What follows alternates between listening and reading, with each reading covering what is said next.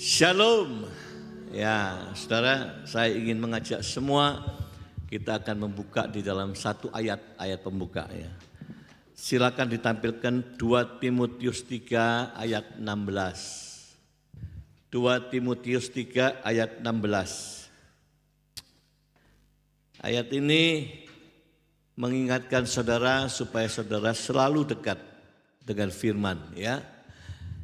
2 Timotius 3:16 demikian bunyinya, segala tulisan yang diilhamkan Allah bermanfaat untuk 1, mengajar, 2, menyatakan kesalahan, 3, memperbaiki kelakuan, dan yang keempat, untuk mendidik orang dalam kebenaran. Jadi anak-anak Tuhan tidak boleh jauh dari firman ya. Kalau kau jauh dari firman, engkau lepas dari kesempatan untuk belajar, untuk mengingat kesalahan, untuk memperbaiki kesalahan, dan engkau akan jauh dari kebenaran. Dan biarlah pagi hari ini sekali lagi kita akan masuk di dalam kebenaran firman Tuhan. Saya menyampaikan tema pagi ini, tema yang jarang disampaikan di kebaktian umum. Ya, sungguh. Tema seperti ini tidak suka disentuh di ibadah-ibadah raya. Padahal ini sangat berguna buat saudara dan saya. Ya, kenapa? Sebab manusia itu kalau tidak disentuh oleh yang beginian, kita lupa diri. Ya. Saudara, kalau engkau yang dalam zona nyaman, dalam zona keberhasilan, maka manusia itu lupa. Ya. Saudara pasti ingat kan satu firman Tuhan Salomo yang mengatakan lebih baik itu ke rumah duka daripada ke pesta. Ya. Sebab kalau ke pesta itu lupa diri. Yang dinikmati duniawi semua. Tapi kalau ke rumah duka, saudara ingat, suatu hari aku seperti itu. Ya, nah ini ada kata-kata baik. Ya. Kemarin aku seperti kamu. Besok kamu seperti aku. Ya, ini ada kesengajaan ditulis di peti itu ya. Kemarin aku seperti kamu, tapi besok kamu seperti aku. Ya, lalu ada tulisan, yang penting bukan siapa yang mengantar aku. Gak penting siapa yang mengantar ke pemakaman, gak penting. Tapi yang penting siapa yang menjemput aku. Saudara, ingat ya. Iman Kristen itu menyatakan, tidak tahu kalau iman lain ya, iman Kristen menyatakan bahwa setelah kematian memang cuma ada 2 tempat. Ya. Tempat yang lain lagi saya tidak menemukan di dalam Alkitab. Tempat itu 1, kehidupan kekal bersama Kristus. Tempat kedua, kematian kekal atau penderitaan kekal. Ya, cuma 2. Dan keputusan 2 itu saudara dan saya akan kemana, itu ditentukan oleh hari ini selagi hidup. Ya. Selagi saudara dan saya bernapas, itu menentukan kemana kita, siapa yang jemput kita. Ya. Saudara, tulisan ini seringkali saya pakai di dalam penghiburan. Ya. Kenapa? Selama saya di Kota Malang itu melayani penghiburan, pemakaman, itu usianya macam-macam. 2 tahun lalu di Malang itu ibu saya kan usia 87, Tuhan panggil. Ya. Tetapi di dalam peristiwa Tuhan panggil itu ada yang umur mulai 21. Kepala 2, kepala 3, kepala 4, kepala 5, kepala 6, kepala 7, kepala 8, 9, nyaris 100 yang di Surabaya. Ya. Kemarin saya datang ke sini sudah ada berita lagi. Telah meninggal akan dilayani usia 32. Ya. Jadi kita yang hari ini masih sehat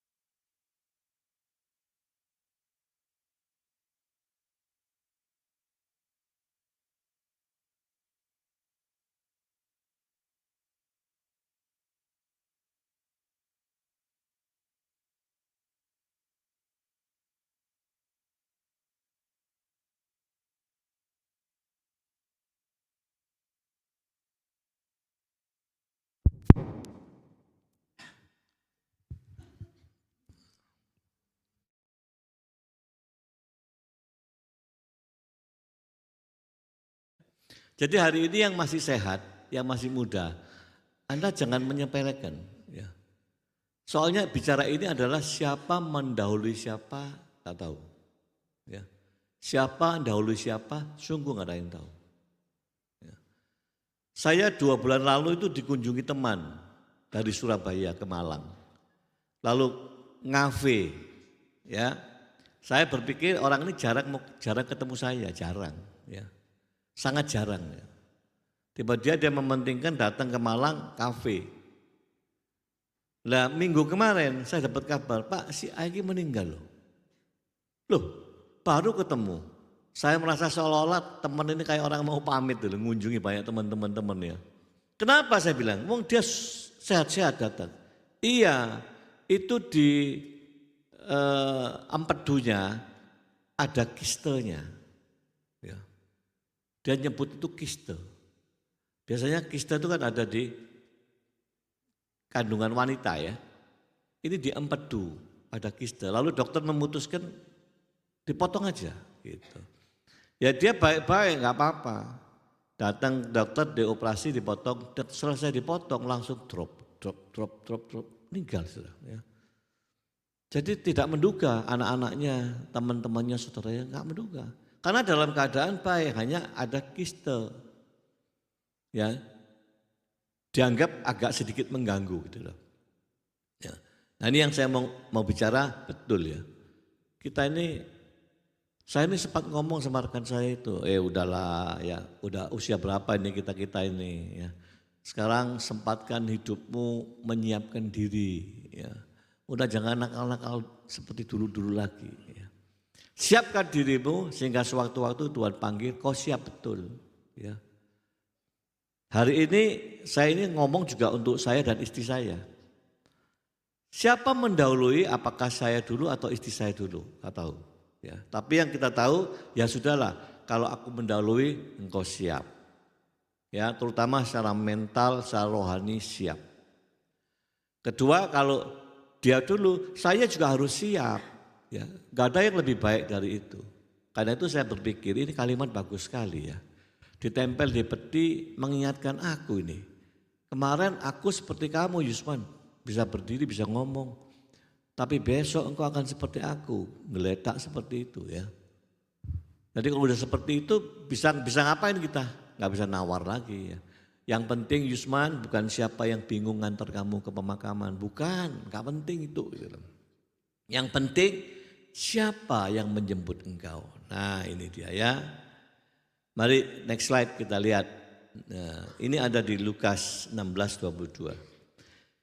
Kemudian matilah orang miskin itu lalu dibawa oleh malaikat-malaikat ke pangkuan Abraham.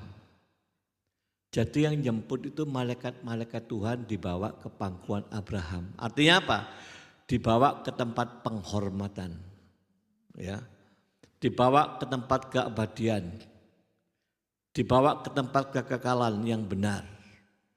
Yang jemput siapa? Malaikat Tuhan. Memang kita belum pernah mati, belum pernah tahu merasakan. Tapi banyak kisah dan banyak kesaksian juga yang menyatakan betul. Pada waktu manusia dirinya hitungan detik itu meninggal, itu kan ada penjemput. Siapa yang jemput? Kalau enggak malaikat Tuhan kau dibawa ke pangkuan Abraham, kau dibawa si iblis. Nah, cuman begitu. Dan kita ini kan butuh ya, kerinduan. Ya kita ingin semuanya dijemput oleh malaikat Tuhan. Next slide. Ya. Ayat ini ada di Wahyu. Ini juga sering dibagikan di dalam acara-acara penghiburan. Berbahagialah orang-orang mati yang mati dalam Tuhan. Sejak sekarang ini, nah jadi kalau ayat ini dibaca 10 tahun lagi ya berlaku hari itu. Dibaca 20 tahun lagi ya dia berlaku di saat dibaca itu. Jadi ini up to date terus ini. Berbahagialah orang-orang mati yang mati di dalam Tuhan. Sejak sekarang ini dalam bahasa Inggrisnya be blessed, diberkatilah orang-orang yang mati di dalam Tuhan Yesus. Sungguh kata roh, supaya mereka boleh istirahat dari jerih lelah mereka Karena, ya hati-hati nih, segala perbuatan mereka menyertai mereka. Segala perbuatanmu selama di bumi, kalau kau meninggal, itu mengikuti, harus dipertanggungjawabkan. Bawa terus. Ya. Bukan apa yang kita kerjakan selama di bumi selesai finish sudah hilang, tidak terekod. Enggak, harus kau bawa segala perbuatanmu itu menyertai engkau sampai nanti. Ya, karena itulah sebagai orang-orang percaya kalau engkau salah, engkau berbuat dosa, itu cepat kembali. Ya, cepat kembali dalam arti apa? Pertobatan. Cepat minta ampun. Jangan masa bodoh, jangan pembiaran gitu loh. Ya, sebab apa?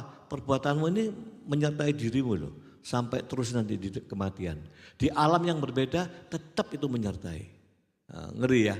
Nah, ini loh, kita ini kalau nggak ingat-ingat, kita berbuat itu ngomong seenaknya, berbuat seenaknya, ya, anggap sepele. Ada loh dosa-dosa yang tersembunyi yang tidak kelihatan mata. Ya. Apa itu? Yang di sini. Kalau dosa membunuh, mencuri langsung kelihatan perbuatannya.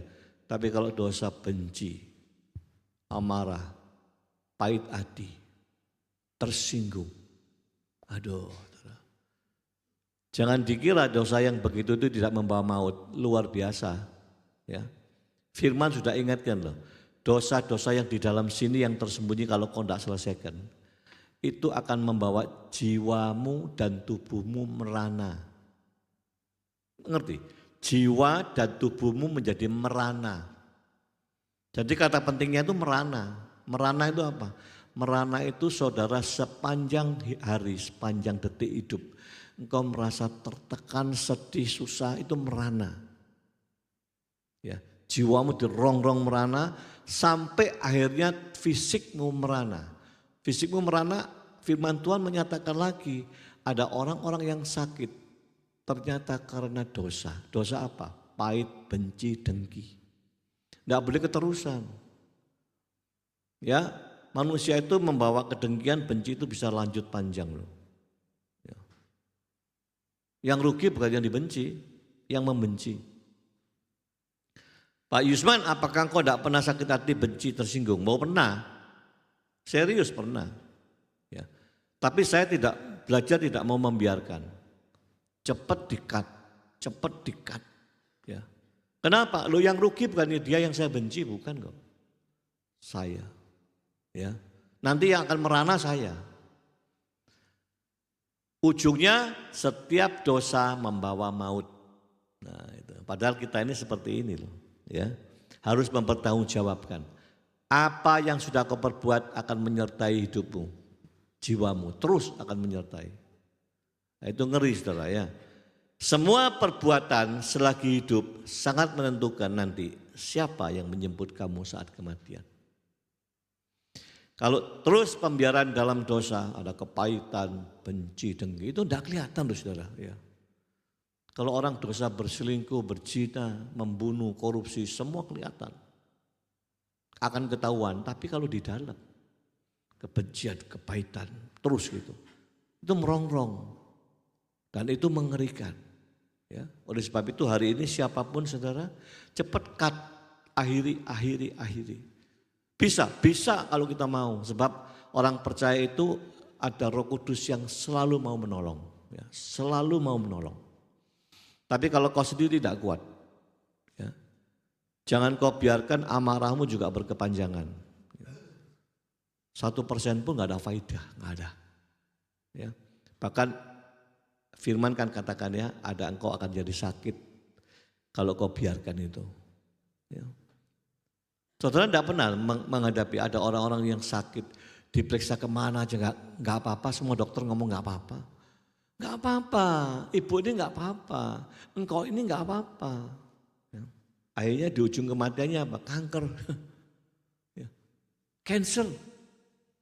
Ya, ini loh menyedihkan, itu yang disebut merana. Merana jiwamu, merana tubuhmu, rusaklah kehidupanmu. Ya. Next slide. Nah ini juga, ini pernah diucapkan oleh salah satu orang public figure kita itu, ya. Dia bilang begini, oh kalau aku mati lebih baik, bagi aku iman saya mengatakan mati keuntungan. Begini dia, ya. Itu disorot ya, di televisi sering masuk itu, yang lalu. Ya. Kalau aku hidup, hidupku adalah untuk Kristus. Kalau aku mati hari ini, entah mati sebab apa, mati itu keuntungan, sebab aku percaya Yesus gitu. Ya bagus ini, mati keuntungan. Tapi saudara tidak bisa potong mati keuntungan saja. Di atasnya itu adalah syarat. Ya. Syarat kalau kau mati akan menerima keuntungan kalau syaratnya kau penuhi. Ya. Mati menjadi keuntungan bila mana selama ini hidupmu untuk Kristus. Nah, ya. Kan pertanyaannya itu, kita ini hidup untuk Kristus enggak? Kita hidup untuk kebenaran enggak selama hidup ini? Apa lebih menjurus kepada duniawi, kepentingan dunia saja? Ya. Mana bobot yang kita kerjakan dalam praktek hidup? Janji ini hanya orang yang selama hidup untuk Kristus. Jadi nyambungkan semua. Kalau hidup untuk Kristus, kematianmu pun segala perbuatanmu menyertai engkau berarti upah itu. Ya. Semua kebaikan waktu kita mati menyertai kita. Tapi kalau kematian itu selama hidup engkau untuk Kristus, maka akan menerima upah. Gitu loh. Tapi kalau enggak, kalau pembiaran kejahatan, pembiaran dosa, penjemputnya pun bukan malaikat-malaikat Tuhan. Ya, pasti. Nah ini kita kan tidak bisa sepelekan. Maka dari itu kalau mengingat ini tidak ada keyakinan iman Kristen yang mengatakan sekali kau percaya Yesus pasti selamat. Itu tidak titik. Ya. Engkau percaya Yesus diselamatkan oleh darah Yesus, ya itu awal penyelamatan. Korban Yesus Kristus untuk semua manusia yang sudah terputus hubungan dengan Bapa itu disambung kembali karena pengorbanan Kristus, darah Yesus. Itu penyelamatan, mukjizat terbesar. Tapi setelah itu bukan terus ajaran hyper grace. Yang percaya Yesus juga pasti selamat lah sudah. Ya, saudara tahu itu bahaya pengajaran. Teman saya itu anggota salah satu kelompok itu yang mengatakan, Yusman, pendeta-pendeta zaman ini tuh salah ngomong di mimbar itu. Orang kok suruh bertobat, itu dosa katanya. Loh, kok dosa? Yesus sudah menyelamatkan oleh darahnya awal dulu sekali tok. Engkau akan selamat terus gitu loh. Jadi tidak boleh minta pertobatan lagi. Sebab Yesus sudah menyelesaikan dosamu masa lalu, dosa hari ini dan dosa yang akan datang sudah diberesi Tuhan. Gila enggak? Ya. Jadi pendeta-pendeta dia ngomong tuh di mimbar tuh salah semua, orang kok suruh bertobat. Orang kok suruh jaga kekudusan. Mana bisa jaga kekudusan? Gitu. Engkau sudah dikuduskan oleh Yesus, darah Yesus. Ini kelompok ini lumayan besar sekali loh itu. Di Singapura juga gede. Nah ini kalau orang-orang yang imannya tidak jelas, kau katut ikut yang beginian. Ya. Pokoknya Kristen selamat. Loh enggak, ada ayat yang mengatakan kerjakanlah keselamatanmu. Jadi kalau hari ini selamat ya, awal Yesus mati, selamat. Itu anugerah. Lalu berikutnya, kerjakanlah keselamatanmu ini, kerjakan dengan takut dan gentar. Hormat kepada Tuhan. Ini tanggung jawab kita gitu loh. Ya. Ya ada itu iman-iman yang merusak, mengerikan. Ya. Di Surabaya sempat ramai, ya. Saya lihat wah teman-teman saya ada beberapa di situ. Sempat dialog kita, saya bilang enak dong, kalau begitu saya tanya, ngapain kok ke gereja minggu? Coba jawab, kamu ke gereja minggu ngapain? Wong sudah finish, final semuanya. Ya udah selamat. Oh enggak, masih bisa jawab dia. Kita ke minggu itu hanya untuk merayakan saja. Pesta merayakan bahwa kita selamat. Orang gila saya bilang gitu. Ya. Jadi pertobatan tidak boleh dosa katanya. Yesus marah kalau engkau minta tobat lagi. Lo dosa, lo engkau biarkan nanti itu akan selesai gitu. Karena engkau sudah diselesaikan sama Tuhan. Rupanya banyak orang-orang juga yang otaknya nggak beres ya. Bisa ngikuti itu loh gitu. Ya. Ini teman saya ini. Loh kamu kok bisa ikut ini? Loh ini yang benar Yus gitu. Gila ya. Ya kita jangan mau termakan begitu. kerjakan keselamatanmu dengan takut dan gentar. Itu tugas saudara dan saya. Sampai kapan? Sampai nanti penjemputan. Ya, syukurlah kalau engkau terangkat dulu. Ya. Kalau terangkat dulu ya selesai, baik.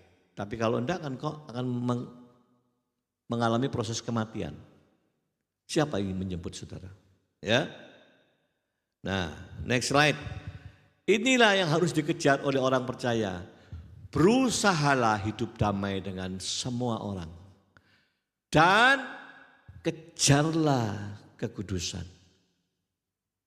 Tanpa kekudusan, tak seorang pun akan melihat Tuhan. Ya. Ini kan diabaikan. Ya. Diabaikan gini-gini ini. Orang hari ini kan senang.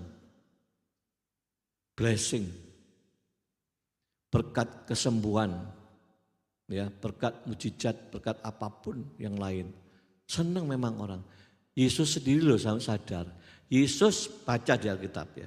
Yesus itu sadar. Pagi-pagi bangun digugah oleh murid-muridnya. Yesus bangun jam 3 pagi. Bangun. Itu orang-orang kampung datang nyari kamu. Apa jawaban Yesus? Belas kasihan? Enggak. Langsung Yesus kukut-kukut dia pergi. Ayo cepat pergi. Kenapa? Tahu Yesus. Alah orang sekampung itu yang dicari cuma apa? Roti. Yang dicari itu cuma blessing, berkat. Minta disembuhkan, minta berkat ini. Pekerjaannya apa. Itu Yesus ngerti. Tapi selama ini Yesus sudah praktek kan. Tidak ada yang bertobat itu orang. Ya. Lalu yang orang kampung datang kemana Yesus? Ditinggal pergi. Ngapain ngurusi orang begini? Coba, itu bukti ya. Mereka hanya cari roti saja. Bertobat? Enggak. Ada 3 kota yang Yesus buat keajaiban. Alkitab mencatat. Koraisim, Kapernaum, Betsaida. 3 kota. Buat miracle. Tapi Tuhan ngomong apa? Tak satu pun orang yang bertobat. Ya. Jadi sesungguhnya berkat atau miracle itu baik. Baik karena itu juga Tuhan yang memberi. Tapi itu juga bahaya. Ya, manusia itu kalau udah diberesi lupa. Ya, 10 orang kusta Tuhan jamah. Tahir 10. Tapi 1 orang saja yang balik ke Tuhan, memuliakan Tuhan, mengucap syukur, menjadi saksi. Yesus sampai tanya, yang 9 mana temanmu? Amblas. Ya, langsung. Aku sembuh waras. I don't care about Yesus. Ya, manusia bebal, saudara. Kita jangan bebal. Ya, memang mujizat baik, miracle itu baik, kesembuhan baik. Memang itu janji Tuhan memberi. Tapi yang diberi ini mbok yo sadar gitu loh. Ya, minimal kalau udah diberi bersaksi ke sana kemari, ke sana kemari. Enggak, lupa. Ya. Sehingga saya merenungkan pantaslah Yesus itu marah. Ya. Memang mujizat tidak membuat orang untuk bertobat. Ada tapi jarang. Itu hanya butuh sesaat lalu minggat orang itu. Butuh sesaat minggat. Ya. Yang membuat kau dewasa itu ya firman-Nya. Ya. Bukan blessing-nya. Ya. Karena itu yang dikejar jangan blessing-nya, yang dikejar itu kekudusan. Nah sekarang kita mau bedah kekudusan itu apa. Ya. Kekudusan itu sederhana pengertiannya. Jangan cuma dikaitkan hidup kudus itu, oh aku tidak berzina. Bukan cuma itu, kudus itu ya. Aku tidak berbuat selingkuh, tidak berzina, tidak ada. Aku jaga supaya kudus. Oh, bukan itu kecil, salah satu saja. Ya. Ini suruh ngejar karena fatal. Kalau kau tidak ngejar ini, kau tidak ketemu Tuhan. Ya. Jadi apa Pak yang maknanya hidup kudus? Maknanya hidup kudus adalah saat dunia mengatakan, dunia ngajak, dunia ngajar kepada saudara, ayo minum-minum. Ayo main-main judi lewat game online. Ayo judi game online. Ayo judi lewat investasi. Selubungnya judi itu banyak hari ini, saudara. Selubungnya kejahatan banyak hari ini. Kalau langsung judi orang alergi nggak mau. Lewat games. Nah, tapi judi. Lewat apa lagi? Investasi. Tapi judi. Gitu. Ini kejahatan. Kalau dunia mengajak engkau seperti itu, ayo lakukan perzinahan, perselingkuhan. Ayo coba ada ini, narkoba, obat-obatan, apapun. Ya. Pada saat kau mendapat dunia menawarkan seperti itu, jawaban saudara cuma satu, no. Nah, itu loh. Bukan cuma soal zina kudus itu. Semua yang duniawi, saudara mengatakan enggak. Ya. Tawaran-tawaran itu duniawi, tapi yang Tuhan ngomong, Yusman jaga. Kau manusia baru, ini udah ditinggalkan. No, enggak cuma ngomong no. Engkau noleh, engkau lakukan apa yang Roh Kudus tuntun. Bertobat itu kan bukan cuma berhenti dosa, tapi engkau melihat, tapi engkau berhenti, enggak. Berhenti, berbalik arah, engkau siap tuntunan Roh Kudus. Melakukan yang baik sesuai firman. Itu jaga kekudusan. Yang Tuhan nyuruh kejar, yang begituan gitu loh. Pak, selama kita hidup di dunia kan kita ini tidak bisa lepas dari urusan dunia. Betul, siapa bisa lepas? Kerja urusan dunia, cari uang. Tapi tetap ingat, dalam cari uang Tuhan kasih kau prinsip-prinsip. Ya, jangan lakukan kerjaan yang ini menghancurkan temanmu, nggak boleh. Nggak boleh. Siapa ingin hidup berkenan, ya, ingat seseorang yang disebut Tuhan, lihat itu orang ini. Yang Tuhan berdialog sama iblis, ya, Tuhan dialog sama iblis, orang itu enggak tahu. Tapi Tuhan membanggakan orang itu. Itu anak yang aku kenan. Aku kenan itu apa? Yesus berkenan itu artinya Yesus senang sama orang itu. Tapi iblis jawab, iya orang itu setia sama kamu sebab kamu yang memberi pagar perlindungan. Hartanya kau pagari, anak-anaknya kau pagari, semua milik dia kau pagari. Ya pasti setia, kata iblis. Coba pagarnya kau buka. Nah pernyataan ini penting loh. Coba pagarnya kau buka. Artinya iblis tidak bisa buka pagar. Ngaku dia. Yang magari Tuhan. Dia minta coba Tuhan pagarnya kau buka. Aku kerjai dia. Pasti dia tidak setia. Tuhan ngomong apa? Karena Tuhan Maha tahu anak istimewa ini. Buka pagarnya. Silakan kerjai. Dikerjai. Semua anaknya. Saudara pernah tidak menderita seperti orang ini? Semua anaknya mati. Hartanya ludes 0. Istrinya minggat memaki-maki. Tidak mensupport. Teman-temannya semua membuli dia, ngisi-ngisi, malu-maluin, ketawain dia. Penyakit dari kaki sampai kepala. Siapa ada orang zaman ini menderita seperti dia? Tidak ada loh. Ya, siapa itu Bu? Ayub. Jadikan pegangan. Jadi pertanyaannya gini, kok bisa Pak Tuhan berkenan kepada Ayub sedahsyat itu sampai dipagari? Keamanan luar biasa, iblis pun mengakui. Buka rahasia iblis itu. Iblis itu tidak bisa apa-apa Bu, selama ada proteksinya Allah. Dan diakui iblis. Kok bisa orang ini berkenan? Sebab Ayub suka minum STMJ. Apa STMJ Bu? Kan ada jualan STMJ sini. Apa? Susu, telur, madu, jahe. Jadi saudara ikuti Ayub. Sering-sering minum STMJ.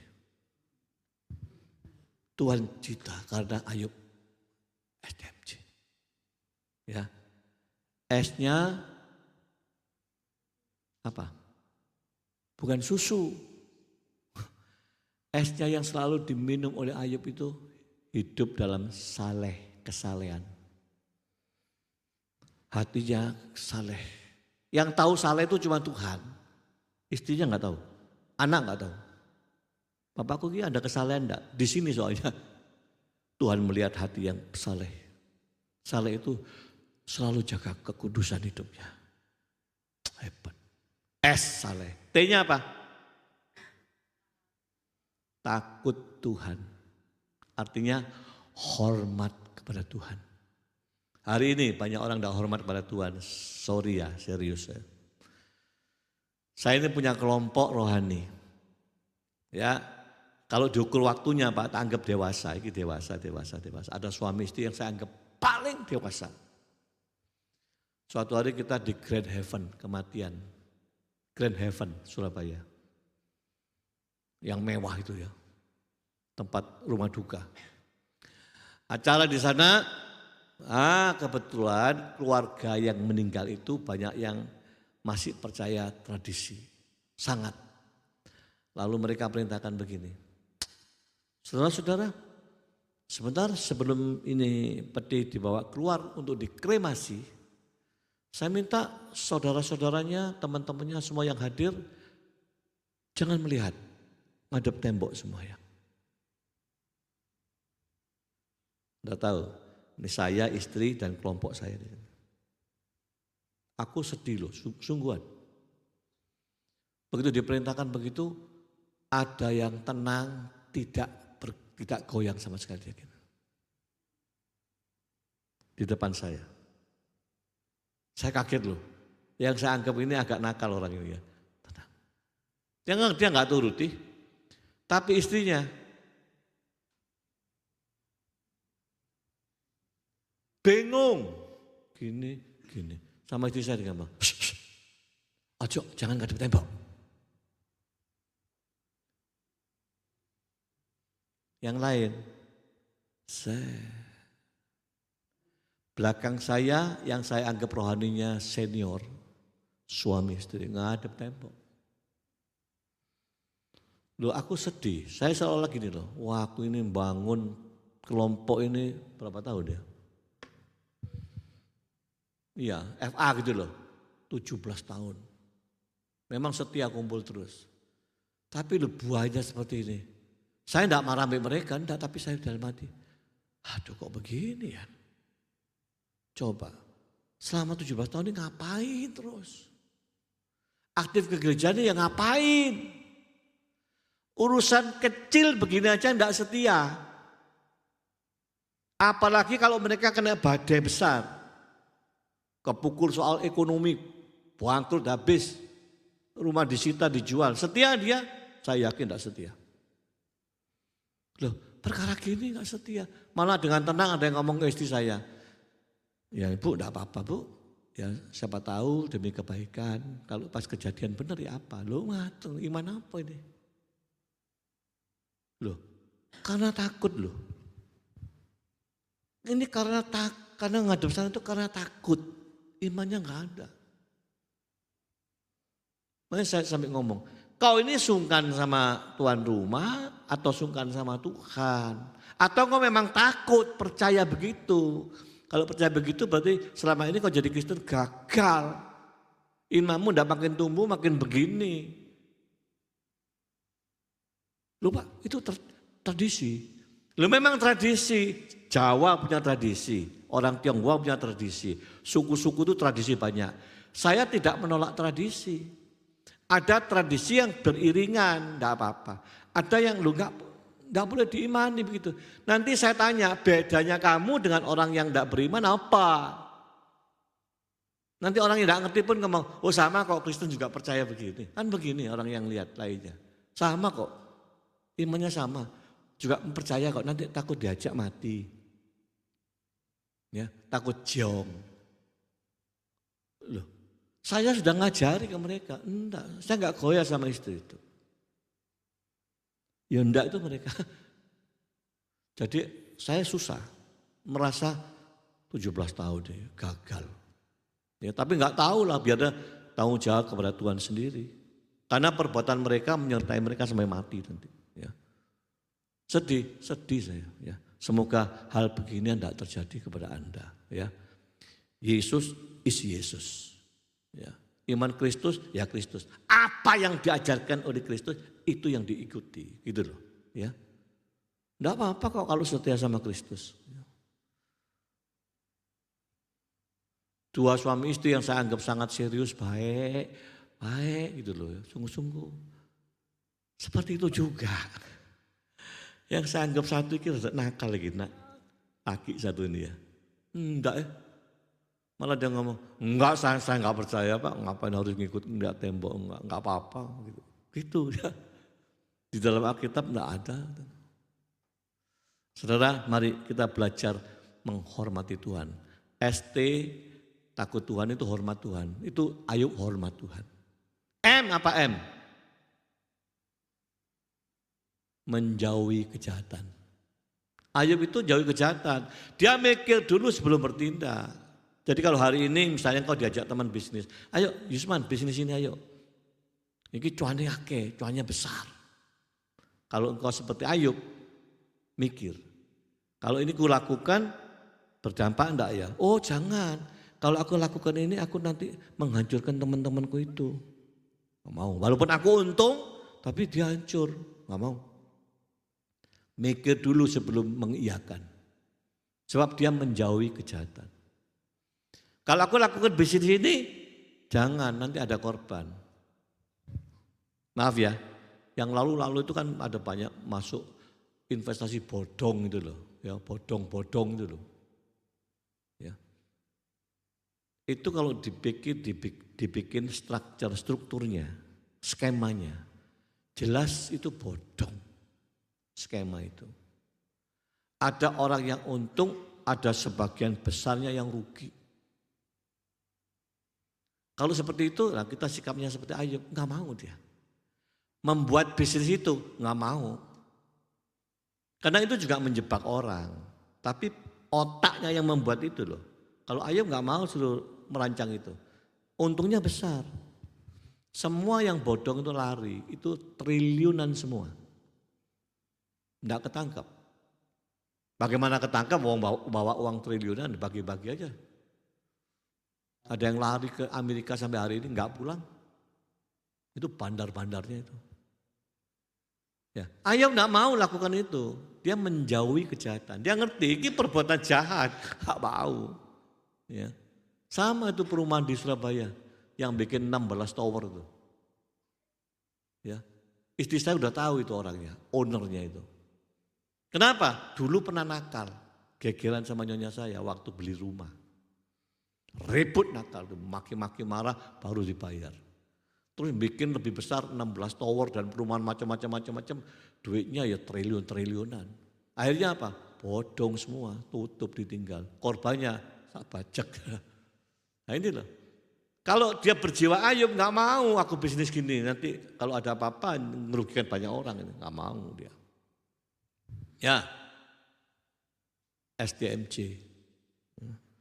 Jadi saudara nanti pulang minum STMJ. STM menjauhi kejahatan. J-nya apa? Jujur. Hari ini nyari orang pinter banyak Pak, Bu. Serius. Nyari orang jujur. Sulitnya bukan main. Nyari orang pandai banyak. Jujur sulit. Ya, baru kejadian di Betani Nginden. Ya, sudah bukan rahasia masuk berita. Orang dipercaya satu. Orang yang di dalam terus. Tidak gampang loh masuk di dalam itu. Anda tahu tangkap polisi belakang. Ngambil 2 speaker. Padahal di dalam gedung bisa keluar. Speakernya satu harganya 165 juta. Ngambil 2 saja. Baru 2 yang berhasil dia. 300 juta lebih. Ketahuan, tangkap penjara. Tahunan dipercaya, makanya ini nyari orang jujur mah susah, ya. Susah. Saudara, jadi orang Kristen itu harusnya andalannya kita itu pamer kejujuran pastinya. Sebab itu salah satu syarat Tuhan berkenan. Ya. Kita kan enggak ingin diberkati Tuhan, ingin ini, tapi STMJ ini enggak dijaga. Ya.